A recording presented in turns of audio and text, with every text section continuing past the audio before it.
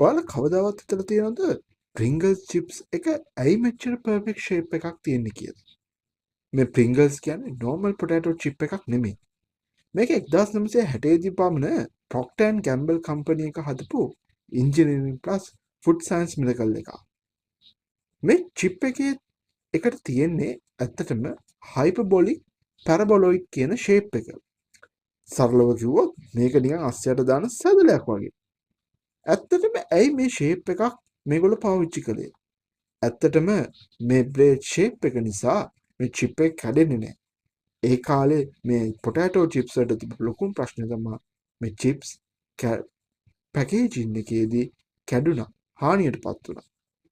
ඒ වගේම තමයි මේකට මේ හැඩේ නිසා perfectly stack වෙන්න පුළුවන්. ඒ කියන්නේ මේක ලස්සනට ගබඩා කරන්න පුළුවන්. ඔබට ඒක පේනවා Pringles can එකක් ගත්තොත්.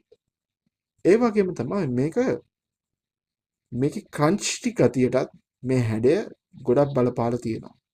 ඇත්තටම මේ අයිඩියා එක ඉන්වෙන්ට් කළේ ෆ්‍රෙඩරික් ච් බවර් කියන සයන්ටිස්ට් කෙනෙක්. ඔහු Pringles can එකත් ඩිසයින් කළා. ඇත්තටම සිලින්ඩර් ආකාරව. So next time Pringles can එකක් open කරන්දි remember this. You are eating math plus science.